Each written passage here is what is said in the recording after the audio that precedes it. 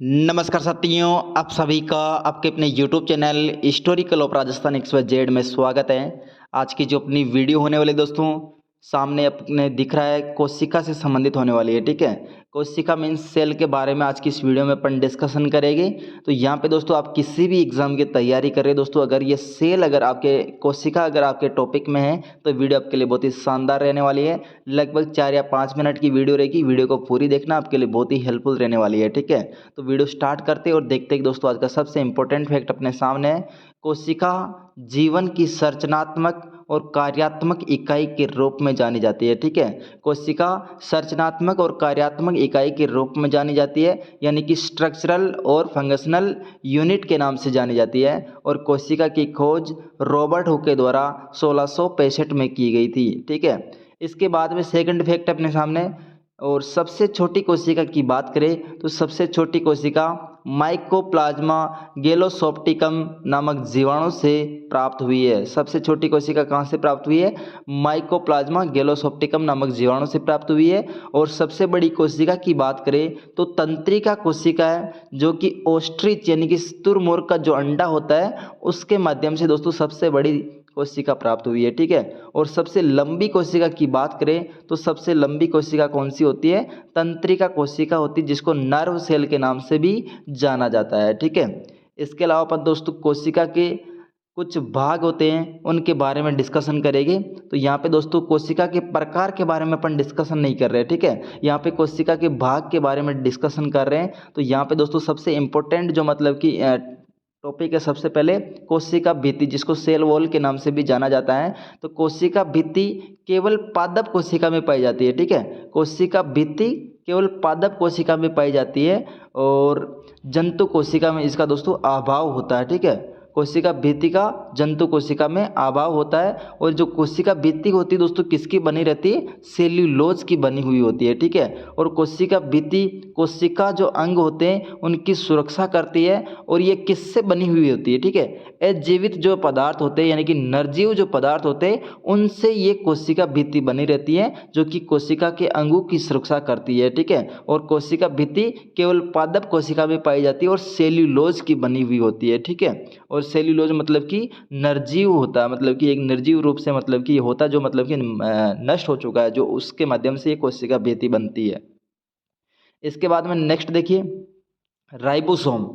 Ribosome की अपन बात करें तो इसका जो मुख्य कार्य होता है ये प्रोटीन संश्लेषण का कार्य करता है। ठीक है, राइबोसोम का कार्य होता है प्रोटीन संश्लेषण का कार्य करना, और इसको प्रोटीन फैक्ट्री के नाम से भी जाना जाता है। ठीक है, राइबोसोम दोस्तों, राइबोसोम का मुख्य कार्य है प्रोटीन संश्लेषण का कार्य करना, और इसको प्रोटीन फैक्ट्री के नाम से भी जाना जाता है।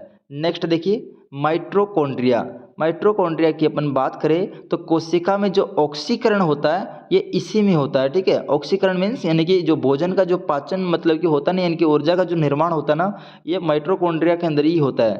ठीक है, कोशिका के अंदर ऑक्सीकरण इसी में होता है, और इसमें दोस्तों डीएनए भी होता है और आरएनए भी होता है। ठीक है, तथा राइबोसोम भी माइटोकॉन्ड्रिया में पाया जाता है। तो माइटोकॉन्ड्रिया के अंदर एक तो डीएनए मिल रहा है, आरएनए मिल रहा है, और एक राइबोसोम मिल रहा है। ठीक है, और राइबोसोम के बारे में अपन ने ऊपर डिस्कशन किया था, जो कि प्रोटीन संश्लेषण का कार्य करता है और प्रोटीन फैक्ट्री के नाम से भी जाना जाता है। ठीक है, माइटोकॉन्ड्रिया को कोशिका का ऊर्जा गृह या पावर हाउस ऑफ सेल के नाम से भी जाना जाता है। माइटोकॉन्ड्रिया का कोशिका का ऊर्जा गृह या फिर पावर हाउस ऑफ सेल्स के नाम से भी जाना जाता है, और ये एटीपी के रूप में ऊर्जा का निर्माण करता है। ठीक है, और ये एटीपी के रूप में ऊर्जा का निर्माण करता है, और एटीपी की फुल फॉर्म होती है एडिनोसाइनिन ट्राइफॉस्फेट के रूप में दोस्तों एटीपी की फुल फॉर्म होती है, जो कि मतलब कि एक एटीपी के रूप में ऊर्जा का उत्पादन करता है। ठीक है, तो यहाँ पे अपने क्या क्या देख लिया? कोशिका भित्ति देख ली है, राइबोसोम देख लिया, माइटोकॉन्ड्रिया देख लिया। अब है गोल्जिकाए,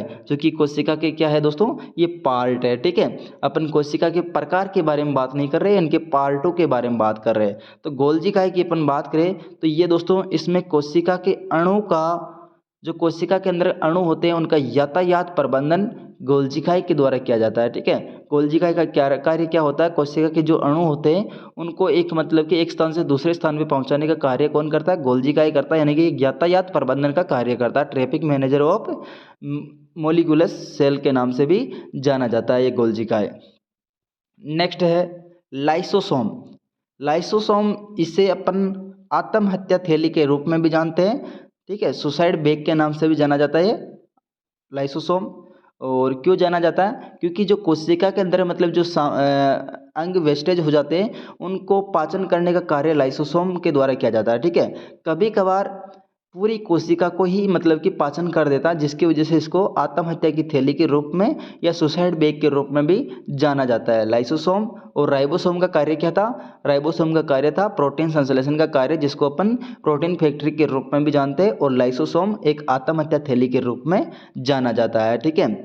जीव द्रव्य की बात करें तो अपना नेक्स्ट टॉपिक है जीव द्रव्य। जीव द्रव्य प्रत्येक कोशिका में, कोशिका झिल्ली के अंदर, ठीक है, कोशिका भित्ति अलग है और कोशिका झिल्ली अलग है। कोशिका झिल्ली, कोशिका मतलब कि जंतु कोशिका और पादप कोशिका दोनों में पाई जाती है, लेकिन कोशिका भित्ति केवल पादप कोशिका में पाई जाती है, ठीक है। तो यहाँ पे दोस्तों कोशिका झिल्ली के अंदर पाए जाने वाले अर्ध पारदर्शक जो चिपचिपा पदार्थ होता है वो जीव द्रव्य कहलाता है, ठीक है, जो कि एक तरल पदार्थ होता है और इसमें कार्बनिक और अकार्बनिक पदार्थ होते हैं, ठीक है। जीव द्रव्य में क्या होते हैं? कार्बनिक और अकार्बनिक पदार्थ होते हैं। और 21 प्रकार का होता है अर्ध पारदर्शक चिपचिपा नामक पदार्थ होता है जो कि तरल रूप में होता है। नेक्स्ट देखिए कोशिका झिल्ली।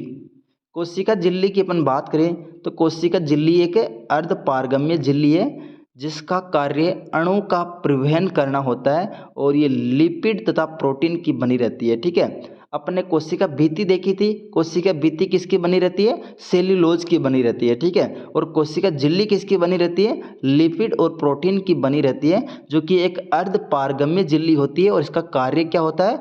अणु का परिवहन करना होता है, ठीक है। और अपन ने एक चीज और देखी थी गोल्जी इकाई। गोल्जी इकाई का कार्य भी क्या था?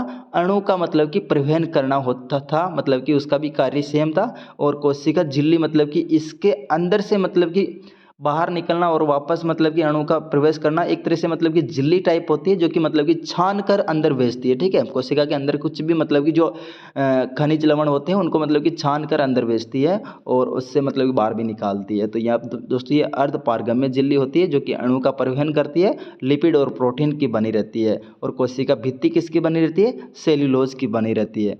तो ये थी दोस्तों आज की वीडियो। अगर वीडियो आपको पसंद आए तो वीडियो को लाइक कर दीजिएगा और इससे रिलेटेड कुछ इंपॉर्टेंट क्वेश्चन बनते हैं उनके बारे में दोस्तों अपन वीडियो में डिस्कशन करेंगे। Thanks for watching, see you again.